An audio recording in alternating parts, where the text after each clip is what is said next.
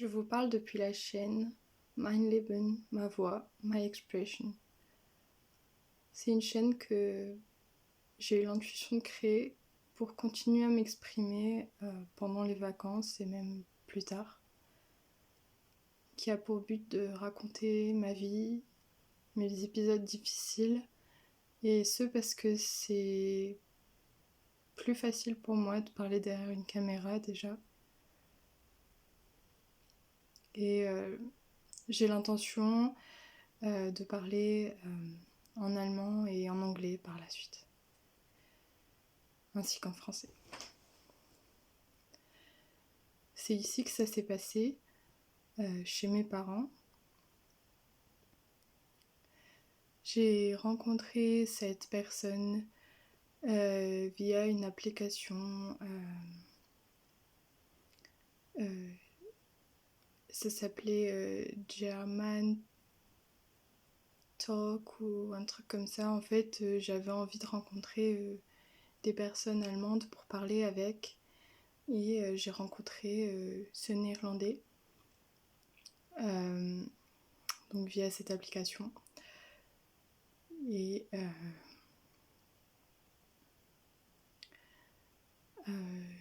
je parlais avec lui ainsi qu'à un Allemand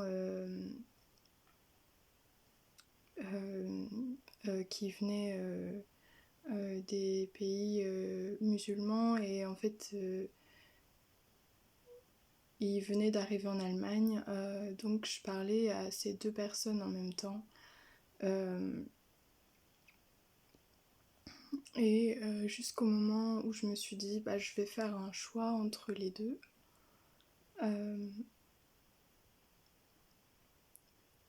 Et j'ai finalement choisi ce néerlandais. Donc je lui ai dit que j'avais fait un choix entre les deux et que je l'avais choisi lui. Et il était content. Donc notre relation a commencé par ce choix en fait, et ça a commencé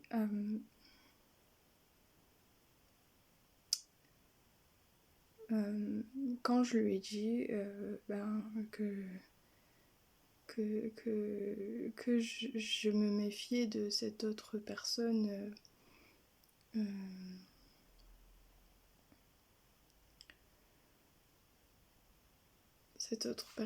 et finalement je sais plus ce que j'avais dit.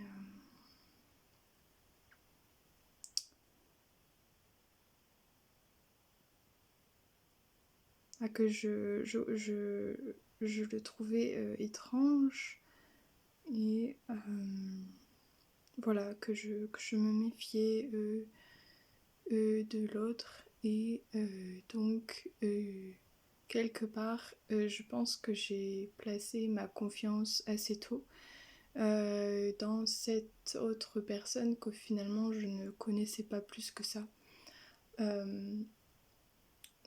Donc j'apprends par la suite, donc nous parlons par message beaucoup, et j'apprends par la suite qu'il est autiste et qu'il ne veut pas se montrer en caméra, qu'il est gêné, qu'il n'arrive pas, et voilà que il n'est pas à l'aise devant une caméra.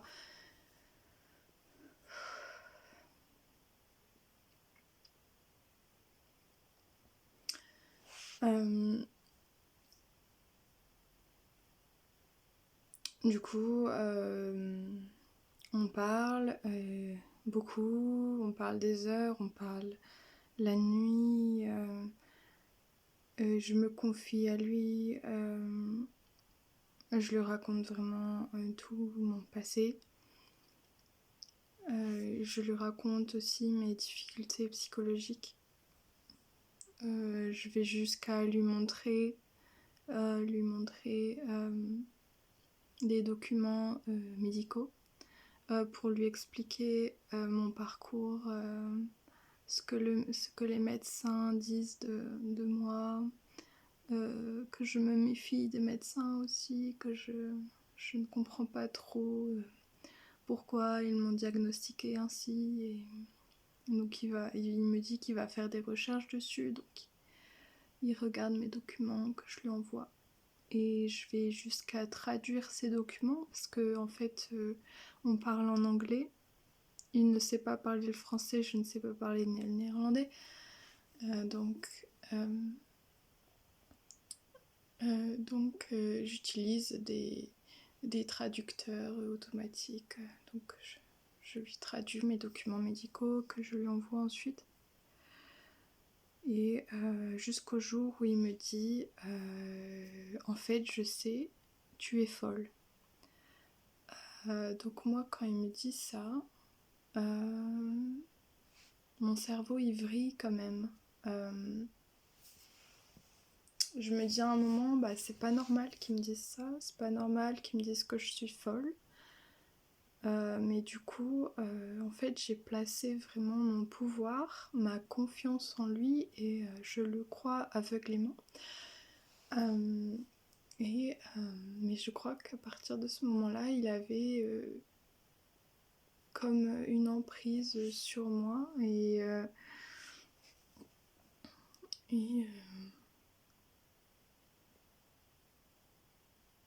notre relation commence ici, j'ai même envie de dire sur ce lit. Donc chez mes parents, et nous commençons à avoir des relations sexuelles à distance. Donc l'idée est venue de lui, et ça devient vraiment une habitude, et mes parents se doutent de quelque chose. Je suis gênée aussi, et ils me disent mais fais attention, à distance, tu ne le connais pas, fais attention qu'il ne réutilise pas tout ça, ce que tu lui envoies contre toi. Ils me mettent en garde plusieurs fois. Et voilà comment ça se passe.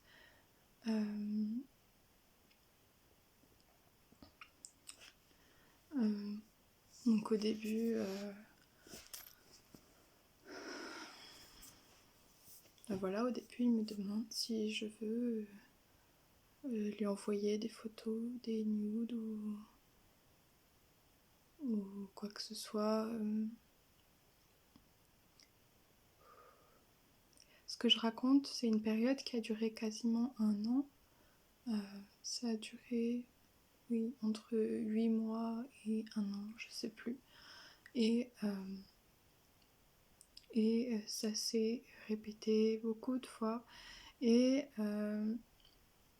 donc je ne me souviens plus exactement du début. Mais je sais que pour moi, c'est toujours très douloureux d'en parler.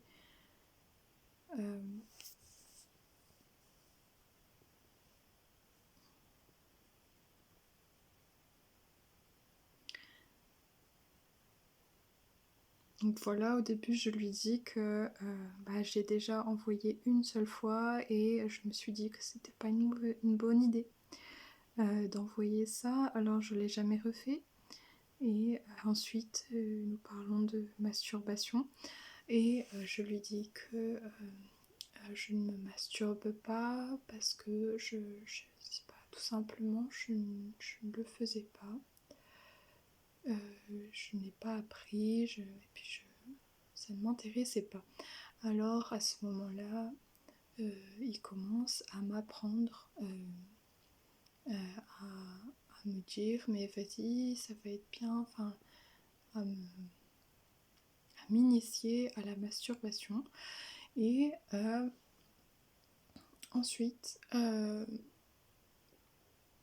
je suis complètement aveuglément, je fais confiance et même en ayant réfléchi quelques jours en me disant est-ce que tu fais le bon choix, est-ce que tu fais ce choix en conscience, car j'ai regardé quand même entre-temps sur internet les risques que ça avait, mais finalement je lui fais confiance et je décide de lui envoyer des nudes, de lui envoyer des vidéos de moi, notamment une vidéo que j'ai prise quand j'étais dans ma douche et que je me masturbais. Et donc nous commençons aussi à avoir des appels, euh, euh, des appels où nous pratiquons une relation sexuelle. Et la particularité, c'est qu'à chaque fois, c'est moi qui lui montrais mon corps, c'est moi qui lui montrais tout, et lui ne me montrait jamais, lui, euh, euh, son visage. Et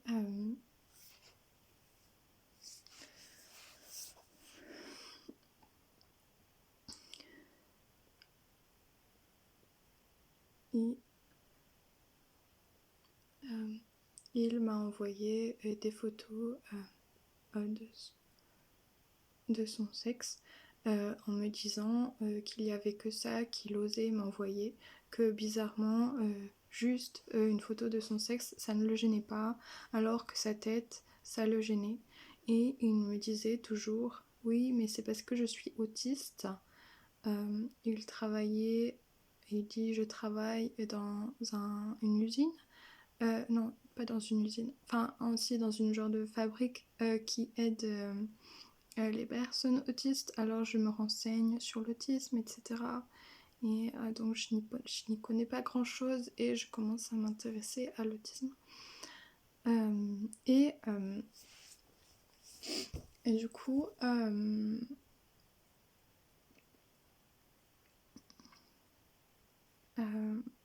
donc nous avons ces appels à peu près 1-2 fois par semaine et je lui répétais mais c'est quand que tu vas me montrer ton visage, c'est quand que nous nous voyons, est-ce que tu as confiance maintenant en moi? Moi je lui accorde sa confiance et lui ne me l'accorde pas. Et à chaque fois, je me retrouvais face à ce mur. Je suis autiste, je n'arrive pas encore à me montrer. J'ai besoin de temps. Donc là, je commence à en avoir assez. En fait, je commence à désespérer. Mais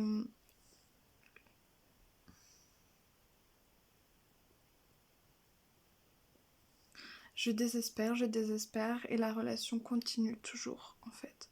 Pendant des mois, ça continue.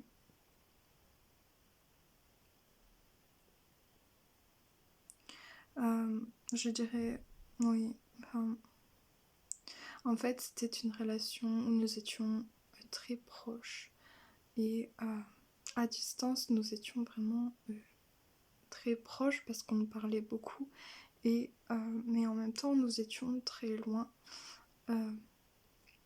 physiquement et finalement on ne se connaissait pas réellement, on ne s'est jamais connus, donc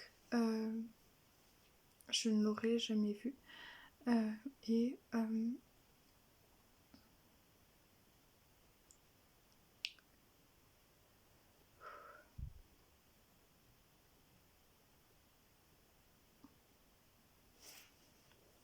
excusez-moi, des fois j'ai des moments où je sais plus ce que je voulais dire.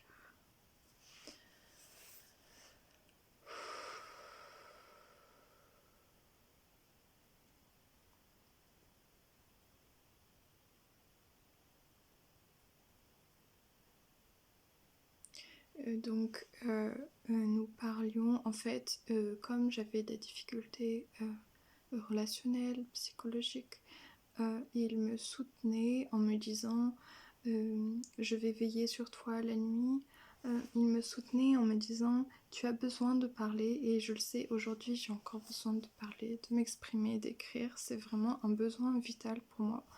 Et je m'en suis rendu compte il y a quelques mois, quand tout a explosé un peu comme ça dans ma tête, en me disant qu'il fallait que j'écrive, que je m'exprime. Et, du coup, en fait, j'arrêtais pas de lui écrire tout, n'importe quoi, tout ce que je faisais dans ma vie. Vraiment, en fait. Et en fait, mais quand l'emprise a commencé vraiment assez très tôt, en fait. Et vraiment, en fait, j'avais l'impression de dépendre de lui pour me sentir exister et,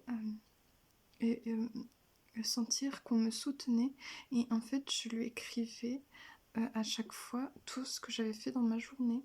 Et il me disait, même quand je suis pas là, je suis au travail, je reviens, tu peux m'écrire. Et du coup, en fait, j'ai pris cette liberté pour lui écrire tout ce que je voulais. Alors des fois, il y avait vraiment des gros pâtés. Il y a eu un jour, je lui ai écrit tellement, vraiment, mais au moins 50 messages. Et il m'a dit, voilà, ça fait beaucoup trop, je sais pas ce qui t'a pris, pourquoi tu me fais ça. Et après, moi, j'étais perdue, je comprenais pas, je disais, ben, tu m'as dit que je pouvais t'écrire, tu m'as dit que je pouvais t'envoyer des messages, alors pourquoi aujourd'hui tu me dis, ben non, c'est trop. Bon, voilà. Et, en fait, ça a commencé parce qu'il me disait, euh, euh, bonjour, tous les matins. Il me disait bonjour, juste bonjour. Et en fait, j'ai commencé à lui dire que ça, c'était intrusif pour moi de recevoir un bonjour sur mon téléphone le matin, de tel point que j'ai dû mettre mon téléphone en silencieux ou des choses comme ça. Et en fait, je lui disais que ça devenait dérangeant. Et alors là, il me rétorque, mais il n'y a rien il n'y a rien de mal à dire bonjour. Il n'y a rien de mal à dire bonjour tous les matins, tous les jours et tout ça. Donc voilà, il me répondait ça. Et excusez-moi, mes vidéos sont longues, c'est parce que j'ai beaucoup à dire en fait, tout simplement. Ça fait déjà 17 minutes. Et du coup, en fait, j'ai commencé, plus la relation avançait et plus je me disais, il faut que ça avance, quoi. Enfin, je commençais à lui envoyer des photos de mon jardin et de mon jardin. Je lui ai filmé, enfin, je filmais en direct, je lui montrais ma maison, je lui montrais les pièces, je lui montrais tout ça, je lui montrais mon armoire. Et un jour,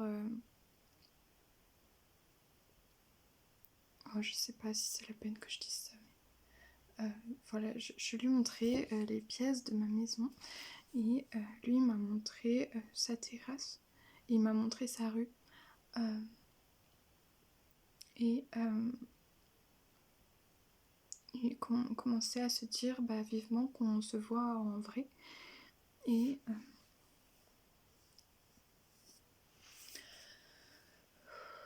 donc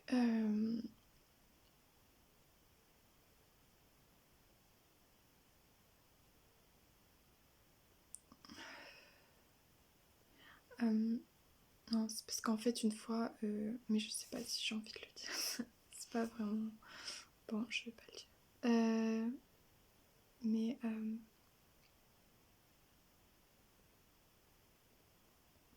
donc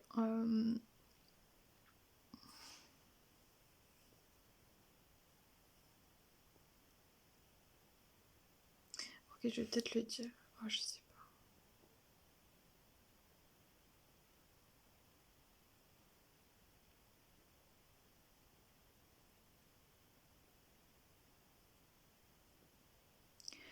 Une fois, je filmais ma chambre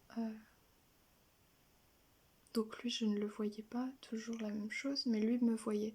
Et en fait, j'avais mis mon téléphone sur ma bibliothèque et je me filmais en train de ranger mon armoire. Et en fait, il m'a dit beau cul. Il m'a dit, ce qu'il me voyait de dos, il m'a dit oh, tu as un beau cul. Voilà, c'était ça que je voulais dire. Enfin, que je citais à dire, mais voilà. J'ai pas relevé, mais bon, voilà, il m'a dit ça. Et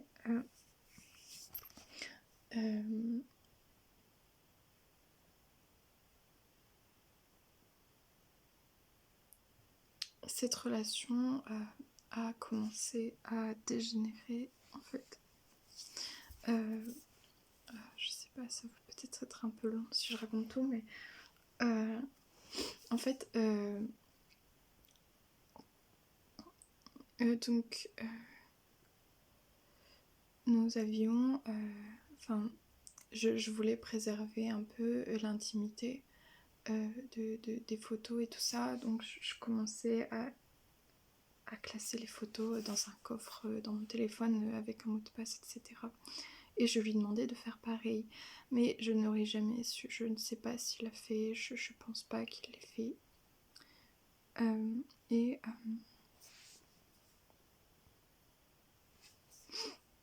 Et donc nous avions tous les deux... Moi j'avais des photos de son sexe et lui avait des photos de moi, de n'importe quoi.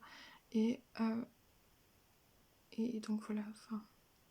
Je vais pas m'étaler là-dessus, mais en gros, après, je suis partie en vacances. Et,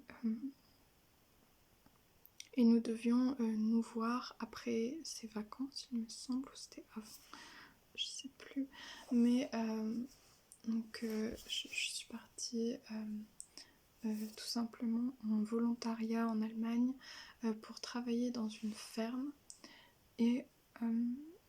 Et là, ça a été vraiment un cauchemar. La relation a tourné vraiment au vinaigre.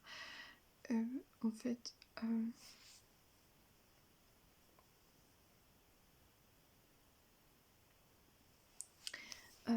il m'a fait une crise de jalousie en arrivant, quand moi j'étais arrivée, en me disant que je lui avais dit de l'appeler quand j'étais arrivée, et alors mais j'avais pas envie de l'appeler tout de suite, je voulais ranger mes affaires, et là il m'a fait une crise de jalousie en fait. Et en fait il m'a complètement gâché mon séjour en Allemagne. Et j'étais complètement obsessionnée par cette histoire, de tel point que je me suis sentie vraiment pas bien là-bas.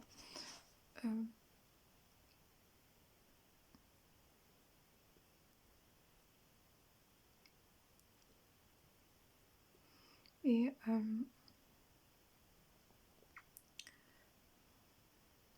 en fait, j'étais constamment en train de réfléchir entre si je fais le choix de passer du temps avec les enfants qui étaient là-bas ou avec lui. Et en fait, je me disais, il va m'en vouloir et il va me faire des reproches. Et en fait, c'est ce qu'il a fait. Il m'a dit pourquoi tu ne choisis pas de m'appeler, ou je sais pas, pourquoi tu passes du temps avec eux en gros et pas avec moi. Et moi j'ai complètement vrillé dans ma tête, j'ai vraiment vu mon passé ressurgir, car j'ai eu un ex-violent qui a été très jaloux, et c'était sa jalousie, on va dire, qui a été le moteur de sa violence. Alors il a commencé lui aussi à se montrer assez jaloux. Et j'étais en train de parler en même temps par correspondance à une autre personne que j'avais rencontrée sur une autre application, et au final nous étions amis, enfin c'est ce qu'on s'était dit qu'on restait amis, et en fait j'ai confié à cette personne ce qui se passait avec mon copain et que je n'avais jamais vu, mais bref. Donc je lui ai confié que ce qu'il me disait, et alors il m'a dit oui, ben il est possessif, il est jaloux, fais attention. Je sais plus trop ce qu'il m'a dit d'autre, mais bref, j'étais en correspondance en même temps avec cette autre personne qui me disait qu'il était malsain en fait, et moi je savais pas lequel des deux croire, et du coup je crois que j'ai commencé, oui, en fait je crois que je lui ai caché que je parlais à cette personne, et en fait je crois que c'était pour me protéger, que j'ai commencé à parler à quelqu'un d'autre, et parce que je commençais à douter de son comportement. Il faut savoir qu'en fait, j'avais tellement de choses à lui dire tout le temps, où c'était très compliqué comme relation à distance, mais j'avais tellement de choses à lui dire, des frustrations aussi je pense, mais que j'ai créé une pochette avec son nom dessus, et où j'ai écrit sur des feuilles blanches tout ce que j'avais à lui dire. Et j'ai vraiment écrit une pochette en son nom, où à chaque fois je me disais ah oui, j'avais oublié de dire ça, et là je l'ai écrit. Ah oui, alors j'avais oublié de te dire ça, donc je te le dis. Donc voilà, j'avais vraiment créé, écrit sur du papier. J'ai même écrit j'ai écrit des moments de crise, des moments où je me méfiais de lui, et j'ai écrit tout ça sur du papier, où je rapportais sur mon papier les moments où je me méfiais en fait, où je me disais ah là, son comportement il est quand même bizarre, je vais le noter quand même, on ne sait jamais. Et du coup, donc retour à ce séjour en Allemagne, j'ai fini par vraiment psychologiquement m'affaiblir et être vulnérable, et donc j'ai commencé à le bloquer. Je l'ai bloqué, et je crois que c'était pas la première fois que je le bloquais. Une fois je l'ai bloqué, et en fait il a mon mail, je lui ai donné mon mail une fois, et en fait comme je l'ai bloqué, il me répondait par mail, il me disait débloque-moi, pourquoi tu me bloques, enfin des trucs comme ça, mais il m'envoyait un mail, il m'envoyait des mails une fois parce que je l'avais bloqué, et en fait j'ai eu beaucoup de mal, cette personne, à m'en défaire, j'ai eu beaucoup de mal à le bloquer, et ça c'est véridique. J'ai vraiment quand je l'ai quitté, enfin vous comprenez, je l'ai quitté par enfin c'était une relation à distance, mais bon bref, je l'ai quitté, et en fait je l'ai bloqué, et j'ai eu vraiment beaucoup de mal à le bloquer, et à me tenir à ma décision. J'ai eu vraiment beaucoup de mal en fait. Je crois que je l'ai bloqué, débloqué, parce que j'avais trop du mal en fait à me détacher de lui. J'avais un attachement tel. Je lui écrivais tellement souvent, je lui avais confié toute ma vie, que j'avais l'impression que toute ma vie c'était lié à lui en fait, et que tout mon pouvoir en fait il était en lui, enfin il était avec lui, et que moi j'avais aucun pouvoir à moi toute seule. Donc en Allemagne je suis restée 10 jours, et c'est ce que je suis restée 10 jours, alors en croyant que je resterais beaucoup plus longtemps, et j'ai commencé en fait je l'ai bloqué un jour je crois, et puis après je l'ai débloqué, et il m'a fait toute une scène. Pourquoi tu me bloques, tu n'as aucune raison de me bloquer, nous nous aimons, enfin voilà tout ça. Je sais plus exactement ce qu'il m'a dit, Bon, ça fait déjà 30 minutes. Bon, excusez-moi, mes vidéos sont très longues, mais bon, voilà, c'est la vie.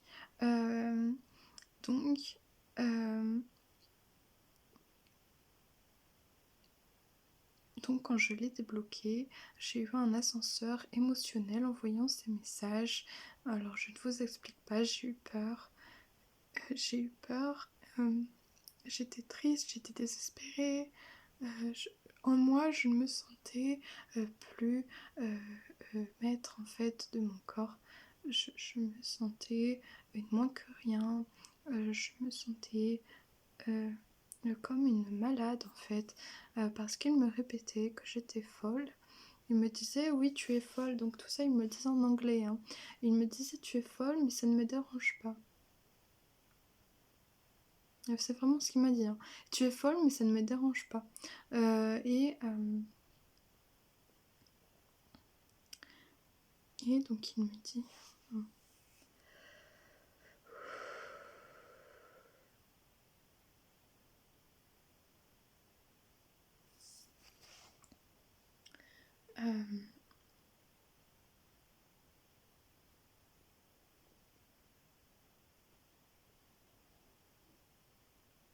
Du coup, oui, quand j'avais vu ces messages, quand je les débloquais, parce que j'avais peur, en fait, je crois. Et je me sentais très mal. Et déjà, une fois, c'est parce que j'étais pas chez moi, j'étais dans un pays étranger. Et au final, je me sentais...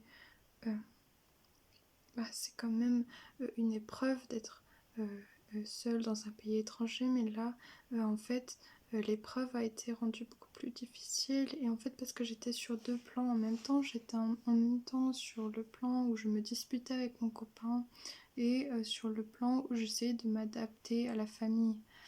Et, je pouvais pas faire les deux en même temps, en fait, et j'ai commencé à plonger dans le désespoir, en dépression à cause de ça.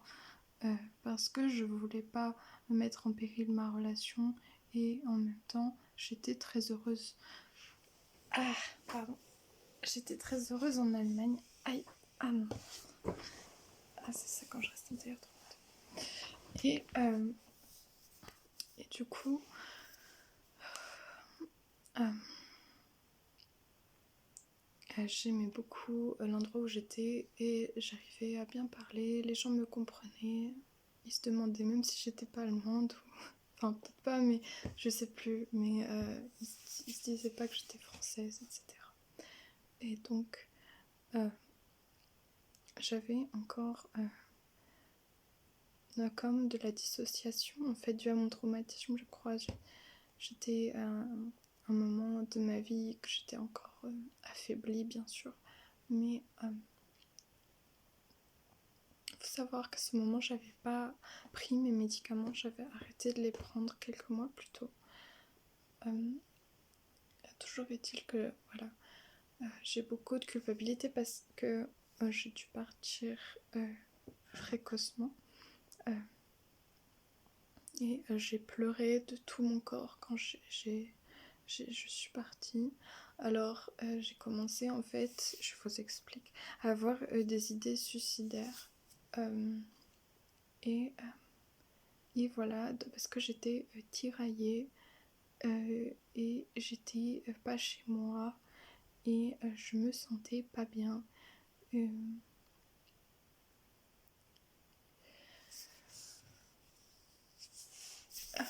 Et voilà, je replongeais et j'avais appelé le SIC. Je sais pas si vous savez, le SIC c'est le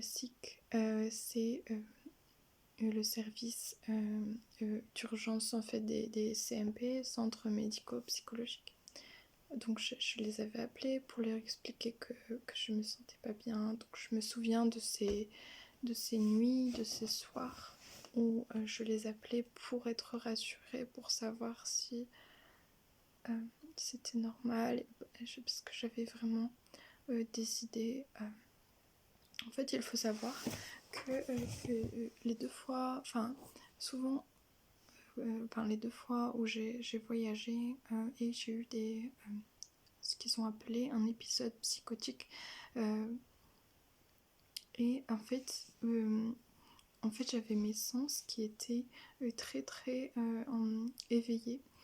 Et en fait, j'avais l'impression de percevoir des choses que d'autres personnes ne percevaient pas.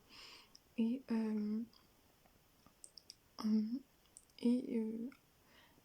et je disais à mon copain, quand j'étais en Allemagne, je lui ai dit, avant que je le bloque, je lui ai dit je suis médium, et là je lui ai dit plein de choses, mais je me souviens plus trop ce que je lui ai dit. C'était quelque chose que je lui avais pas encore dit, j'avais peur de sa réaction, et en effet il n'a pas eu une réaction. Je crois qu'il m'a pris encore plus pour une folle, et je lui ai dit en fait je lui ai envoyé des messages où j'avais l'impression que ce n'était pas moi qui parlais. Et c'était vraiment une expérience très étrange qui m'est arrivée pas mal de fois. Il y a une fois où j'avais, hors cette relation, j'avais l'impression d'être possédée, et je l'avais partagée à des personnes que je connaissais. Et donc là, pendant cette expérience, mon copain en fait a tout vécu en direct à travers les messages, et je lui avais vraiment envoyé des messages, peut-être qu'on croirait que j'étais en... Mais en fait je sais pas comment vous dire, pour moi tout était clair, pour moi tout était limpide, et c'est comme si je percevais la réalité autrement, et plus réelle en fait.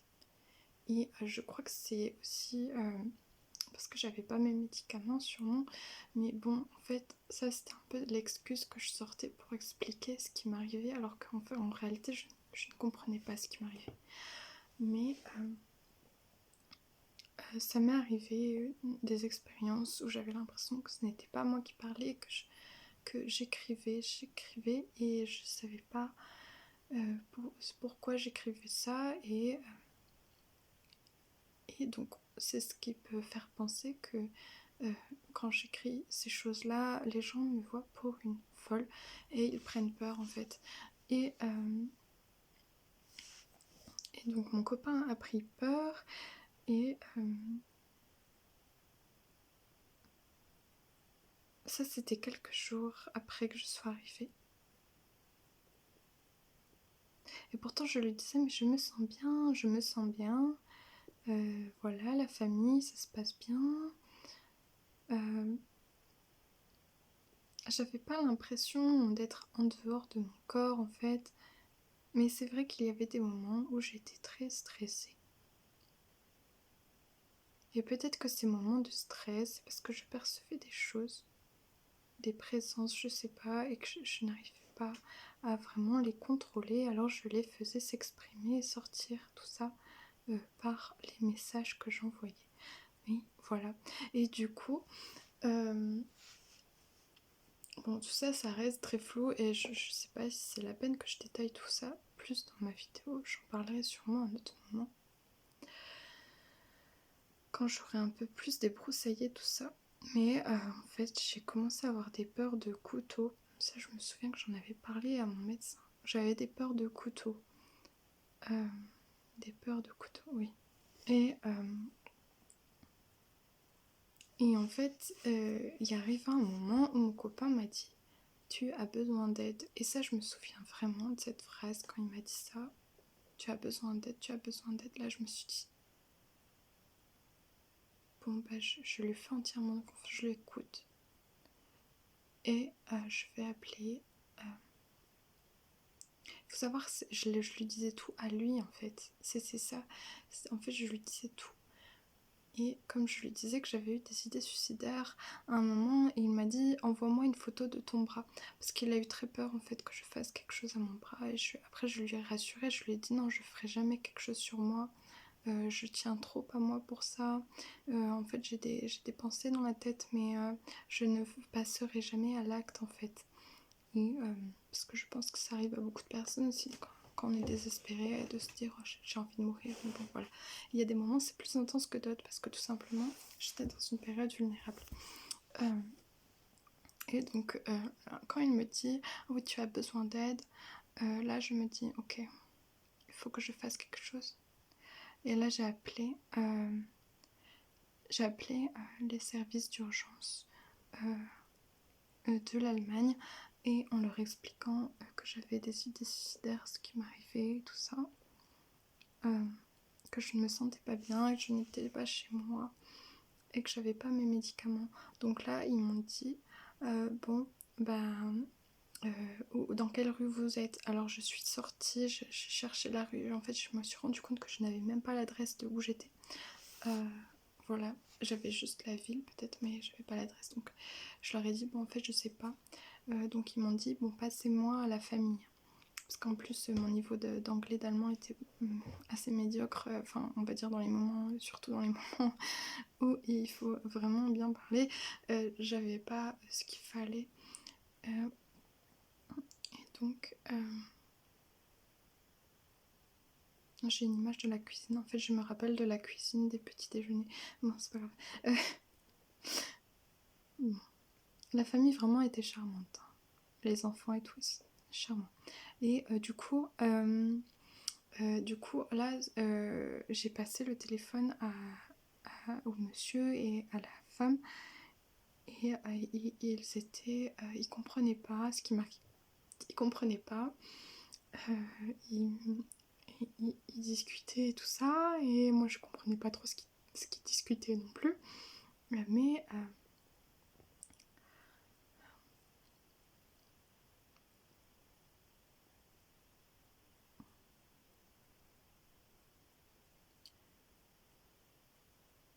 et donc, ils ont fini par dire oui, vous n'avez pas vos médicaments. Donc, je dis oui. Et puis, ensuite,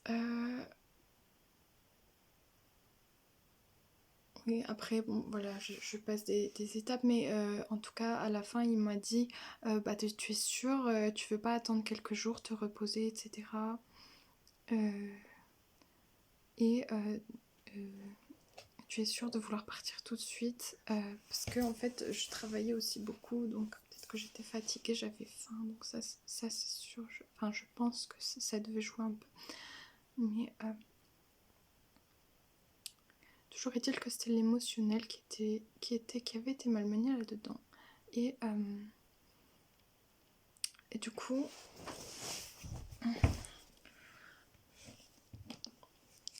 j'ai dit non, je suis sûre. Là, je commence à me sentir vraiment pas bien. Donc j'étais vraiment en panique dans mon corps. J'étais pas bien, pas bien, pas bien du tout.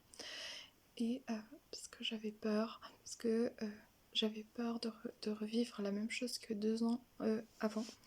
Donc j'ai dit non, c'est aujourd'hui, demain qu'il faut que je parte. Que je vais appeler le SIC pour qu'ils viennent me chercher, ou alors je vais appeler mes parents. Puis au final, j'ai appelé mes parents, c'est mes parents qui sont venus le lendemain, et ils sont venus me chercher en Allemagne. Voilà, et donc c'est là que j'ai pleuré, j'ai dit je suis désolée, tout ça, parce qu'en fait je devais rester 2 semaines minimum et je suis restée que 10 jours. Donc la femme, elle vraiment me faisait la gueule à la fin. J'avais l'impression de les avoir trahis ou je sais pas quoi. J'avais l'impression vraiment de ne plus être bien vue, de ne plus être bien accueillie.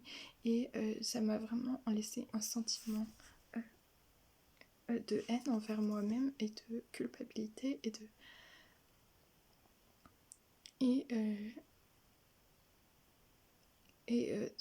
de honte en fait.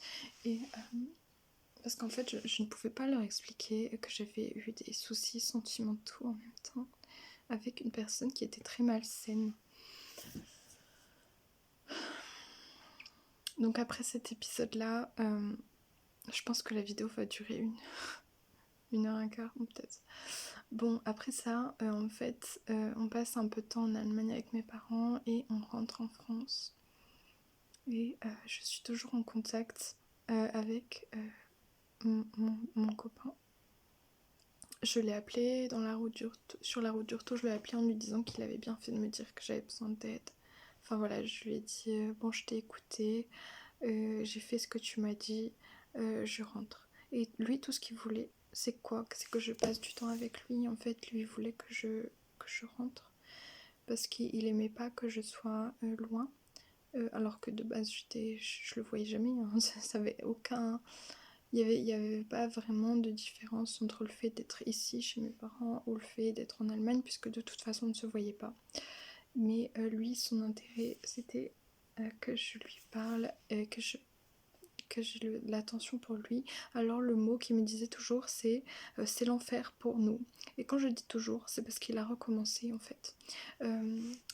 Parce que j'ai continué à être en contact avec lui. Et, et en fait, avec mes parents, nous avions réservé un Airbnb euh, près de. Enfin, toujours près de l'Allemagne, mais plutôt vers les Vosges. C'était à Artolsheim. Je sais pas s'il y en a qui connaissent. Artolsheim est près de Fribourg. Et du coup, en fait, ça a recommencé la même histoire. Enfin, la même histoire. En fait, ça a recommencé un autre enfer. C'était comme ça qu'il l'appelait. Il disait c'était l'enfer. Et donc ça a recommencé quand j'étais en vacances avec mes parents. Et là-bas, en fait, c'était une zone blanche. Il n'y avait pas de wifi. Donc, en fait, c'était terrible pour lui. Et moi, j'étais pas bien du tout. Parce que je savais que pas de wifi, ça voulait dire qu'on pouvait pas parler. Et j'avais l'impression... comment dire,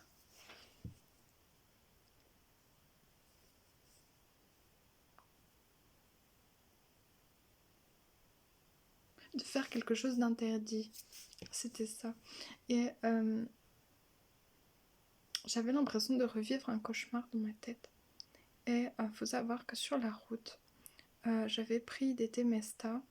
En fait, parce que mon copain m'avait conseillé, en ayant recherché pour mes troubles, etc., il m'avait conseillé de reprendre du Temesta parce qu'il voyait que là j'étais vraiment angoissée. Il me demandait des nouvelles parce que j'avais vu les médecins entre temps.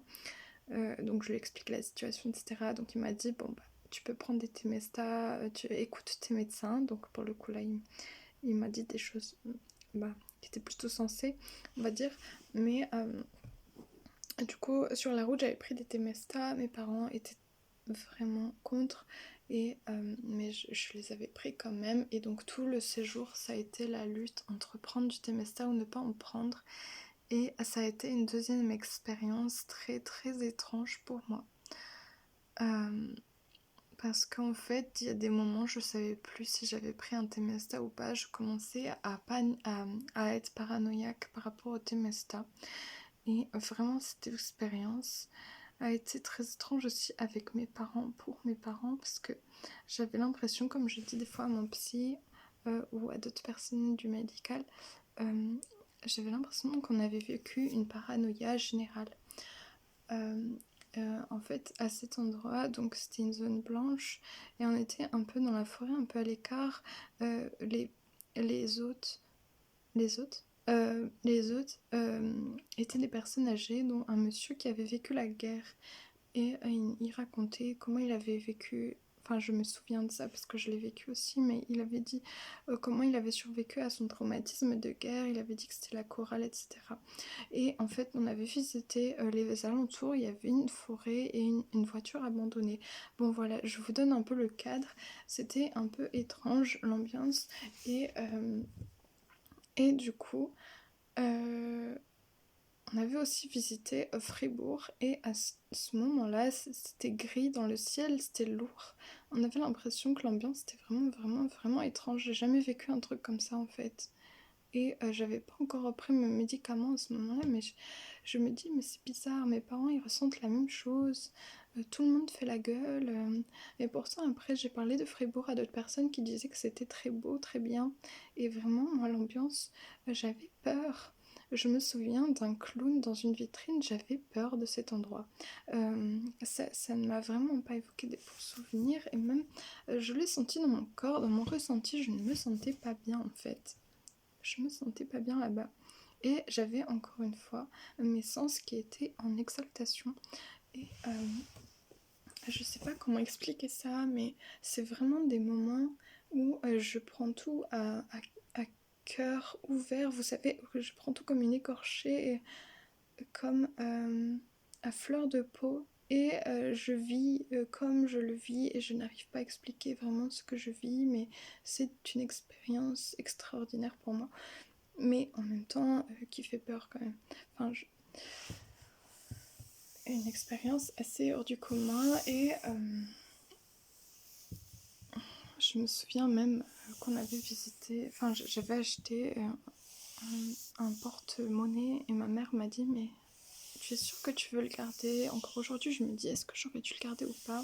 Parce qu'elle disait ben tu trouves pas qu'il émane une énergie bizarre comme le lieu, etc. Donc au final je ne l'ai pas gardé alors qu'au départ je le voulais, mais bref. Donc, oui, dans cet endroit aussi, je dormais toute seule dans ma chambre. Mes parents dormaient à côté. Il y avait un moulin, le Airbnb était très beau, il y avait un moulin, on pouvait se baigner, etc. On a même des photos. Donc ça, c'était très joli. Par contre, je dormais toute seule et en fait, je me souviens que j'étais dans le lit de personnes et je disais à ma mère, je peux pas dormir dans le lit, j'ai trop peur. Et je lui disais, j'ai commencé à lui dire, j'ai peur des lits. J'ai peur des lits, je crois que j'ai été violée. Enfin voilà, des trucs comme ça. Que je commençais à lui parler de ma relation violente et que je lui disais, bah, je sais pourquoi j'ai peur des lits. Et voilà. Et du coup, je lui disais que pour moi c'était plus possible de dormir dans un lit double parce que ça me rappelait mon passé. Et donc, et j'avais vu aussi par rapport à cette chambre, j'avais vu des créatures dans ma tête comme un cauchemar, mais vraiment qui surgissaient dans ma tête. Des créatures effrayantes. Et en fait, j'ai associé ces créatures au lieu parce que j'avais peur de cet endroit. Il faut savoir que j'étais aussi dans un climat relationnel avec mon copain qui était étrange et toxique. Donc il y avait tout ça qui pesait un peu sur mon émotionnel, ma psyché. Et du coup, ça en est venu à des moments où du coup, ma mère était venue dormir avec moi parce que j'avais trop d'angoisse. J'avais énormément d'angoisse, c'est pour ça aussi que j'avais pris des Temesta. C'est parce que j'étais angoissée en permanence, surtout le soir. Et même avec le climat parental, avec mon père, il comprenait pas pourquoi j'avais besoin de dormir avec ma mère. Et il commençait à se dire bon bah les vacances sont ratées, Natacha a tout gâché, enfin voilà des trucs comme ça. Donc il y avait un climat aussi avec mon père qui était tendu. Mon père qui comprenait pas que je prenne des Temesta. Après avec les médecins qui m'ont parlé etc, ils ont compris que j'avais peut-être besoin de ça.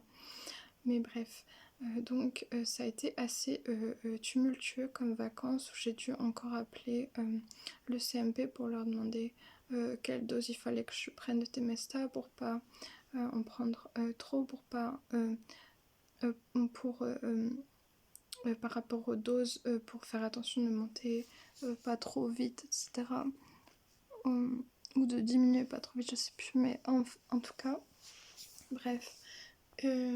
Donc ça c'était les deux choses les plus longues à raconter, c'était mes deux expériences de voyage en 2023.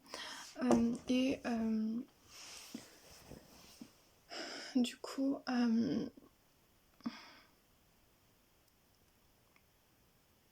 donc du coup mon copain disait c'était l'enfer numéro 2 pour nous. Et donc je suis rentrée, nous sommes rentrés de ces vacances. Et en rentrant, j'ai vu le médecin et c'est à ce moment-là que j'ai repris des médicaments, des antipsychotiques. Et là, je suis encore avec le même médicament que j'ai pris depuis. Donc c'est la kétiapine que j'ai pris. Voilà. Tout ça pour dire, parce que j'ai pas fini le vrai sujet, on va dire,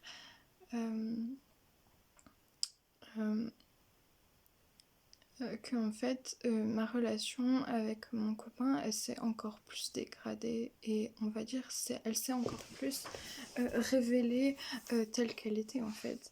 Elle s'est révélée toxique et pour moi il n'y avait plus de doute en fait que c'était toxique et ces expériences m'ont vraiment rendu compte à quel point il était malsain et qu'il ne me laissait pas d'espace.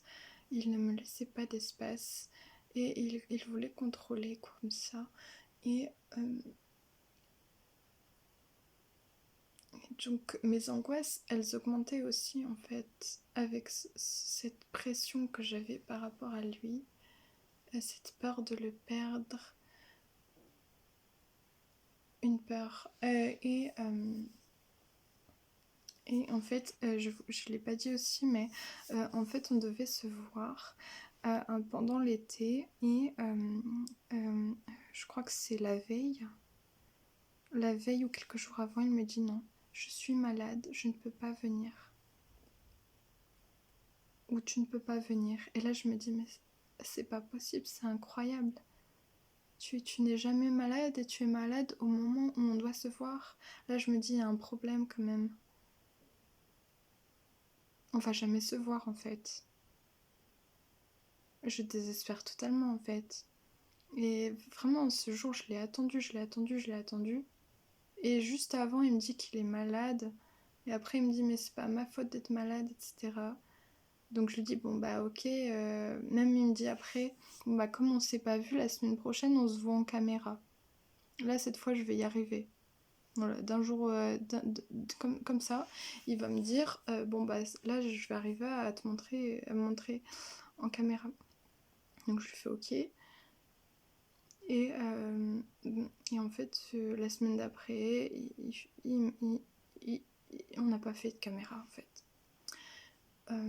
Je n'ai pas vu son visage. Et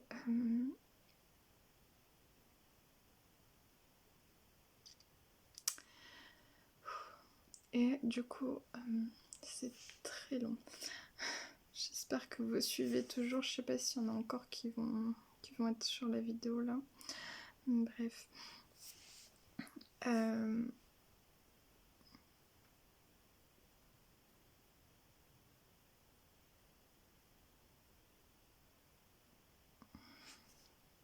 Qu'est-ce que je voulais dire déjà? Je commence à avoir chaud avec mon pull. On est en plein été, moi je suis en pull. Du coup,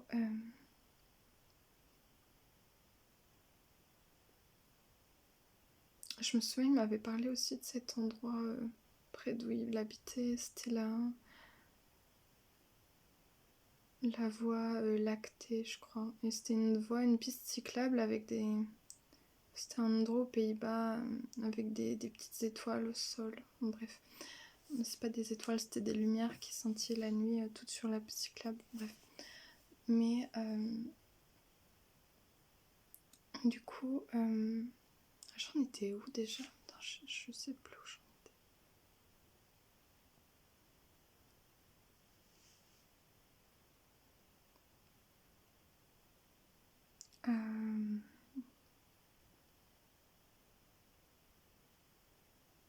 Oui, donc en fait, on devait se voir, on ne s'est pas vu. On ne s'est pas vu, ouais.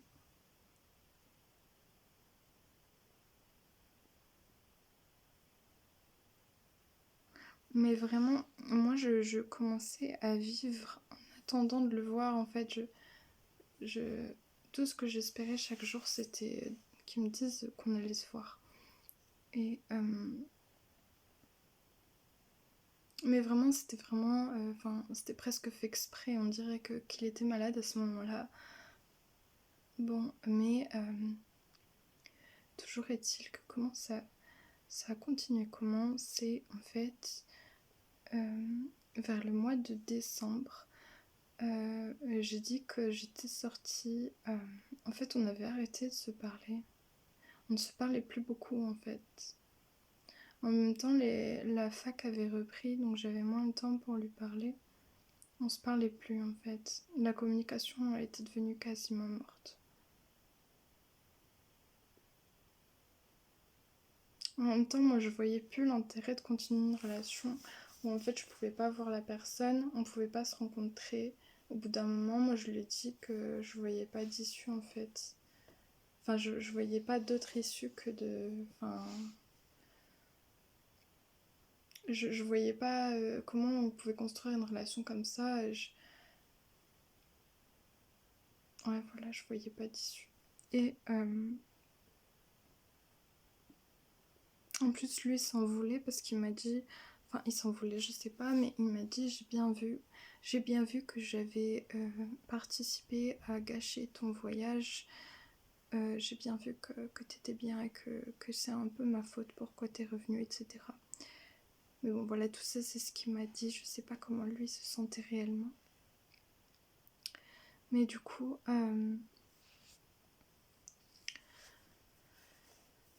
toujours est-il qu'en décembre, je me souviens que c'était en décembre, en fait, j'avais dit que j'étais sortie avec cette personne avec qui, vous vous souvenez, j'ai dit que j'avais été en contact avec une personne pendant mon voyage, avec qui je lui parlais en fait un peu de mon copain, de son comportement, et en fait, il me maintenait un peu la tête hors de l'eau. Enfin, en fait, en me donnant un autre aspect de comment je pouvais envisager cette relation, comment je pouvais voir cette relation. Et en fait,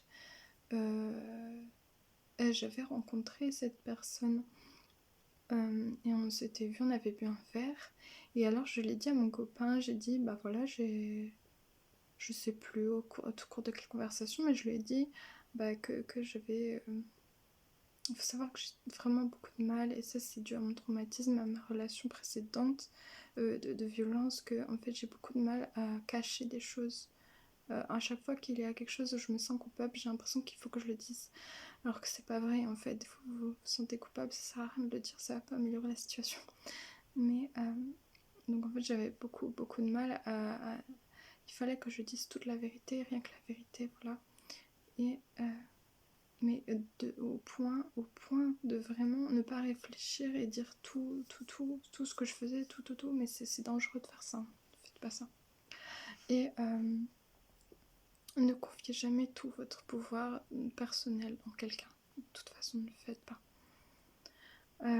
Et en fait je lui ai dit que j'étais sortie avec cette personne, on avait bu un verre, alors tout de suite il a été très jaloux.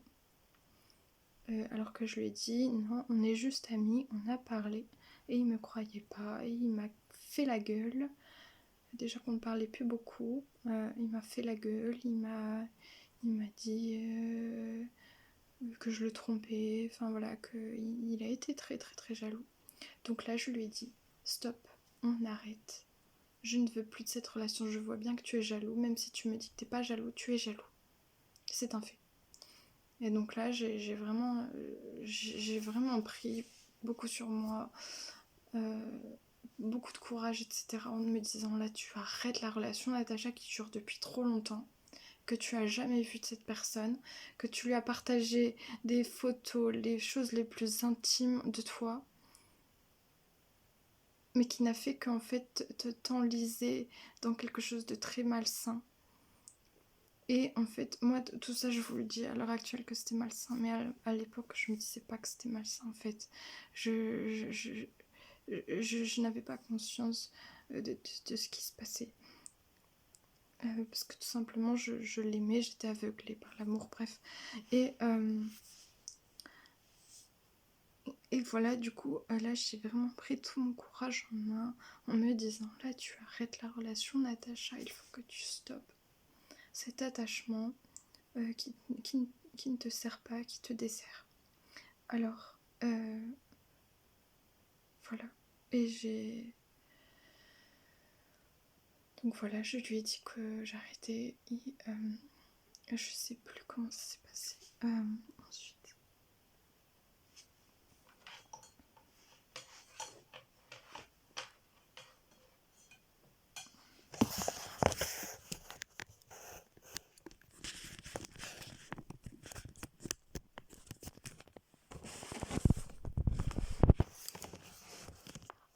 Et du coup, attendez.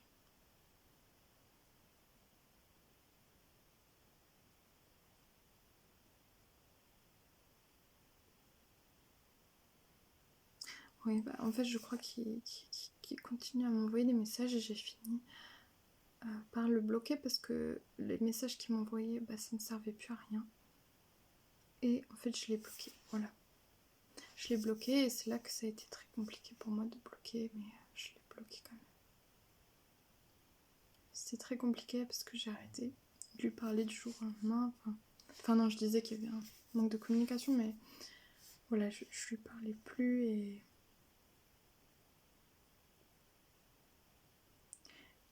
jusqu'au jour, oui.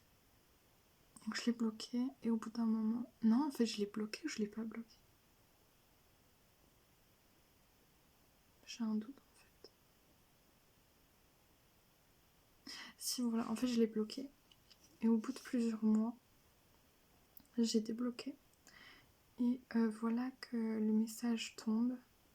Je vois qu'il m'a envoyé un message, je sais pas, c'était il y a une semaine ou il y a un mois, de la date où je débloque, où il m'a dit tes photos, tes nudes, ta vidéo dans la douche, tout est en ligne. Alors moi, en voyant le message, je me décompose. Je peux pas vous dire à quel point comment je me sentais à ce moment-là, mais je suis complètement décomposée, je me vide de toute mon énergie. Je me fais, c'est pas possible, c'est pas réel ce que je vis là. Ça peut pas être vrai. Je réalise pas à ce moment-là à quel point ça va être dur émotionnellement pour moi par la suite. Puis je me dis non, il dit ça pour me faire marcher, il dit ça pour que je parle. Je me suis dit ça pendant longtemps, qu'il disait ça, et en fait j'ai toujours eu un doute, mais aujourd'hui je crois qu'il m'a dit la vérité, qu'il a mis tout en ligne en fait. Et voilà comment finit l'histoire, et voilà pourquoi je vous raconte tout ça. Parce que la relation, on va dire, elle aurait été normale s'il ne m'avait pas dit ça à la fin. Elle aurait été normale s'il avait montré son visage et qu'on se serait vu. Et de lui, j'aurais juste eu une photo. C'était une photo de lui, mais je crois que c'était une vieille photo. Enfin, en tout cas, c'était une photo... c'était pas une photo actuelle, on va dire, de quand je le connaissais. Et c'est la seule photo du visage, son visage que j'aurais, c'est la photo de son profil. Voilà. Donc...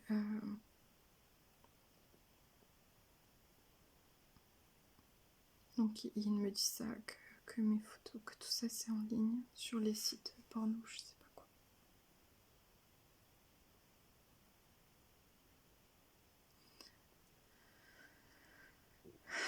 Donc à la suite de ça, je porte plainte. Enfin, je dépose une main courante en expliquant tout ça. J'en parle à mon infirmier. Et je dis, bah, est-ce que je devrais pas chercher et supprimer les trucs, signaler, etc. Enfin voilà. Ouais, il me dit, c'est une mauvaise idée, vous allez vous faire du mal. Bon, je sais pas. Mais voilà, je voulais vous raconter ça et en espérant que ça puisse servir d'enseignement, pas que pour moi, mais ça puisse servir d'enseignement pour d'autres personnes. Ou que ça résonne pour des personnes qui auraient vécu une chose similaire. Et aussi, je voulais dire que des fois, si vous allez sur un site pornographique, déjà, on va pas se mentir, tout ce qui est stepmother, c'est déjà un peu inquiétant, déjà, moralement, mais bon. Et sur ce genre de site, mais si vous allez un jour sur un site pornographique, dites-vous qu'il y a peut-être des vidéos, des photos en fait qui ont été mises à l'insu d'autres personnes.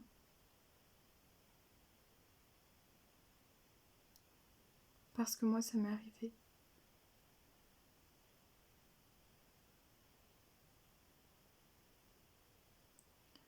Voilà.